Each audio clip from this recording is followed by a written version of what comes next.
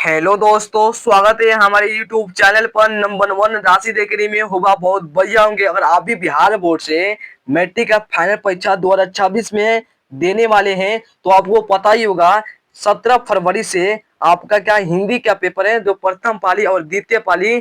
तो मैं 50 गो विद्यार्थी, अरे भाई 50 गो वायरल ऑब्जेक्टिव क्वेश्चन लाया हूं, जो आप एकदम रट जाइए, याद कर लीजिए, जो आपके सीधे प्रथम पाली और द्वितीय पाली में 2026 के फाइनल परीक्षा में पूछेगा विद्यार्थी। तो मैं कहता हूं विद्यार्थी, आपसे रिक्वेस्ट है कि आप 50 को ऑब्जेक्टिव पूरा याद करिएगा, क्योंकि आपका 2026 का पेपर एकदम आसान जाएगा, ठीक है, हिंदी का विद्यार्थी।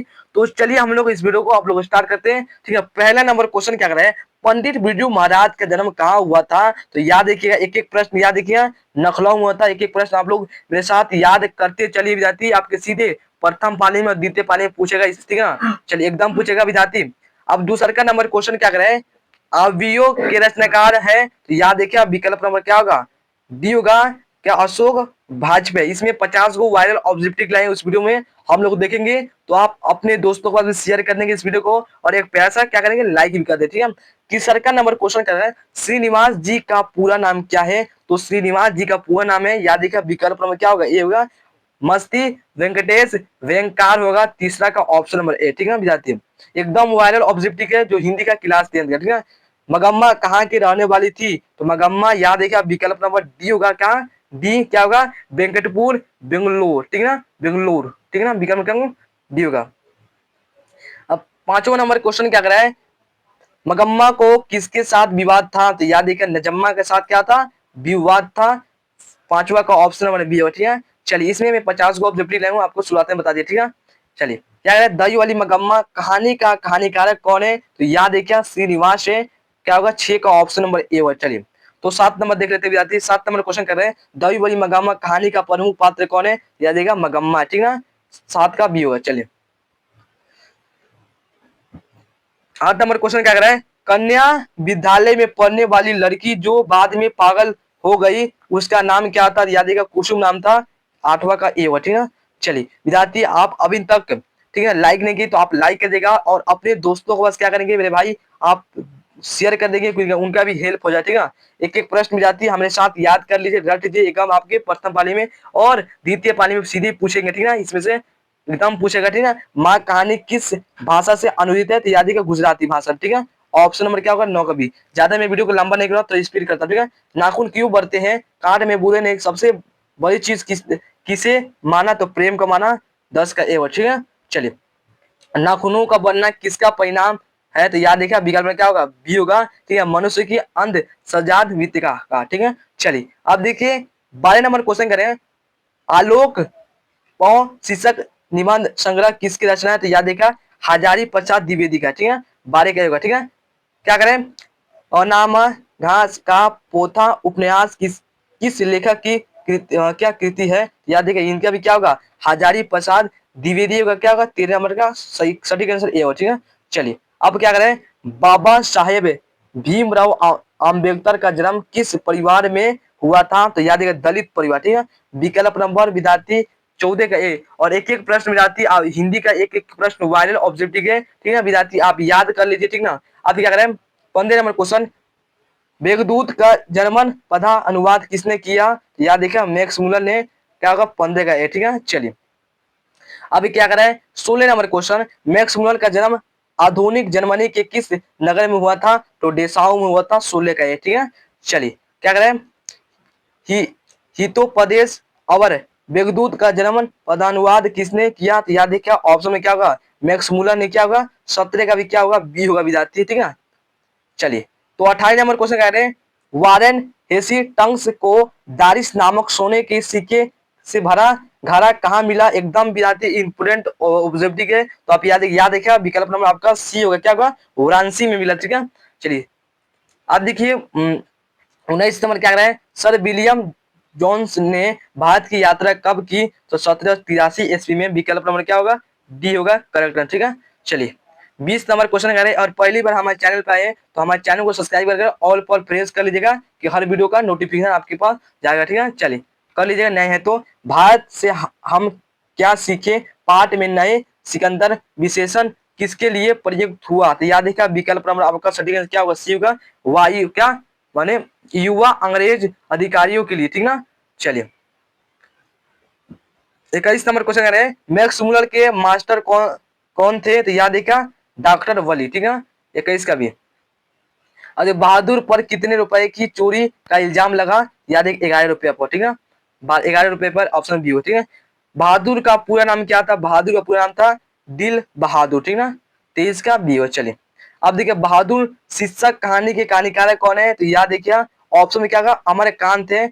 24 का विद्यार्थी आपका सटीक आंसर ए होगा। एकदम विद्यार्थी आप ऑब्जेक्टिव क्वेश्चन को रट जाइए, ठीक है। एकदम आपके प्रथम पाली में द्वितीय पाली में एकदम सीधे क्वेश्चन इसमें से पूछेंगे 100% जाती। बहादुर शीर्षक कहानी की निर्माता कौन थी? तो याद देखिए इसकी कहानीकार की पत्नी बी होगा। 25 का सही आंसर बी। चलिए अब क्या कर रहे हैं 26 नंबर बहादुर कहाँ से भाग कर आया था? तो नेपाल से भाग कर आया था, ठीक है, सी होगा। 27 नंबर कह रहे हैं रिश्तेदार की पॉली के कितने रुपए खो गई? 11 रुपए। कितना? 11। चलिए अब क्या है 28 नंबर क्वेश्चन रुपए खोने का प्रपंच किसने रचा? याद देखिए विकल्प में क्या होगा? 28 का सटीक आंसर क्या होगा? कहानीकारक के रिश्तेदार ने, ठीक है। फिर 28 का सी बहादुर कौन था? तो बहादुर क्या नौकर था, मैंने कहानीकारक का नौकर। विकल्प नंबर क्या होगा? ठीक है। चलिए जो 11 रुपए का चोरी के इल्जाम लगा था, ठीक है। अब देखिए देखिए इसमें आपका बुक में गया और इसमें व्याकरण भी दोनों है, ठीक है। वह कलम से लिखता है जिस इस वाक्य में से कौन का मान कौन कारक है? तो याद एक करण है, ठीक ना। वह कलम से लिखता है इस वाक्य में से कौन सा कारक है? तो क्या करण हो जाएगा, ठीक ना। अपदान में तो जानते हो जिसमें लगा क्या होता है? अलगाव होता है, अपदान में ही तो नहीं हो, ठीक है। 31 नंबर क्वेश्चन क्या कर रहा है जिसके लिए काम किया जाए उसे कौन कारक कहते हैं? तो याद देखिए संप्रदान कारक, ठीक है। संप्रदाय कारण ऑप्शन क्या होगा? संप्रदान कारक डी होगा, ठीक ना। 31 का डी। अब देखिए 32 नंबर क्वेश्चन हरि मोहन को मारता है इस कारक का उदाहरण क्या होगा? तो याद देखिए हरि को मारता है, याद देखिए क्या होगा? कर्म कारक 32 का बी हो, ठीक है। 32 का एकदम करेक्ट बी हो, ठीक है। चलिए अब क्या करें कारक के कितने भेद है? तो कारक के 8 भेद है। 33 का बी होगा, ठीक है। 34 नंबर क्वेश्चन क्या कर रहे हैं दो वर्णों के मेल से होने वाला परिवर्तन को क्या कहते हैं? तो संधि कहते हैं, ठीक है। 34 का संधि क्या है? परिच्छेद मतलब क्या? परिच्छेद का संधि विच्छेद क्या होगा? परि प्लस छेद होगा, जिसका विकल्प में क्या होगा? 35 का डी, ठीक है। चलिए अब कह रहे हैं दिवसी का संधि विच्छेद क्या होगा? तो देव प्लस ऋषि, ठीक है। विकल्प में क्या होगा? 36 का विद्यार्थी भी डी होगा, ठीक है। सटीक आंसर विद्यार्थी मैं बता रहा हूँ, ठीक है। क्या निश्चल का संधि विच्छेद क्या होगा? नी प्लस छल होगा। 37 नंबर का सही आंसर आपका बी हो, ठीक है। एक एक प्रश्न विद्यार्थी या एक एक वायरल ऑब्जेक्टिव सीधे आपके फर्स्ट सिटी और सेकंड सिटी पूछेंगे, ठीक है। प्रत्येक शब्द में है तो प्रत्येक शब्द क्या है? तो प्रत्येक शब्द में यन स्वर संधि है, ठीक है। ऑप्शन नंबर सटीक आंसर क्या होगा? 38 का है। तो चलिए 29 नंबर क्या करें संधि को तोड़ने की क्रिया को कहते हैं? तो क्या करें संधि विच्छेद कहते हैं, माने विच्छेद है। विकल्प नंबर 39 का एकदम याद रखिए विद्यार्थी। एक एक प्रश्न है आपसे रिक्वेस्ट है कि एक एक प्रश्न आप ये एकदम रापची के स्टाइल में याद करिएगा, ठीक है। ठीक है। क्रिया का मूल क्या है? तो क्रिया का मूल को कहते धातु है। क्रिया का मूल क्या है? तो क्रिया का मूल धातु कहते हैं। सी होगा 40 का सी, ठीक है। चलिए तो 21 नंबर क्वेश्चन क्या कर रहा है क्या जिसका क्रम हो या जिसके साथ क्रम की संभावना हो उसे क्या कहते हैं? तो याद देगा संक्रमक क्रिया। 41 का है, ठीक है। चलिए तो आप लोग अभी तक लाइक नहीं बने भाई, लाइक कर दीजिएगा, ठीक ना। अच्छा लग रहा है तो क्या खाया इस क्रिया का उदाहरण क्या है? तो क्या खाया? तो याद देखा इसका निश्चित है मैंने संक्रमक क्रिया। संक्रमक क्रिया 32 का ए, ठीक है। चलिए 42 का क्या होगा? 42 नंबर का ए, ठीक है।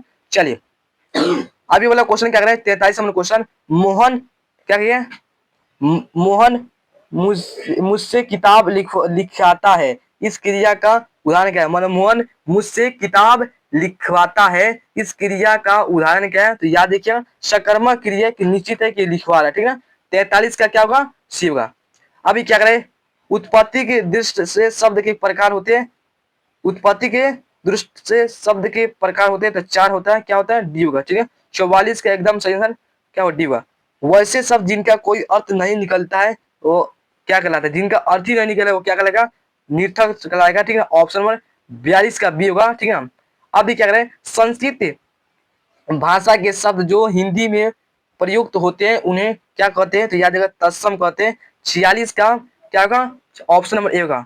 47 नंबर क्या करें उच्चारण का सही संधि क्या होता है? उच्चारण के सही संधि विच्छेद होगा। वो क्या होगा, उत प्लस 4n। विकल्प नंबर क्या होगा, ठीक है, ऑप्शन नंबर बी होगा 47 का। 48 नंबर क्या है, भविष्य माने भविष्य काल के कितने प्रकार होते हैं, माने भविष्य काल के कितने प्रकार हैं, तो याद रखिएगा, ठीक है। 48 नंबर का विद्यार्थी, ठीक है, 48 का 4 होते हैं। भविष्य काल के कितने प्रकार होते हैं, तो 4 होते हैं, ठीक है।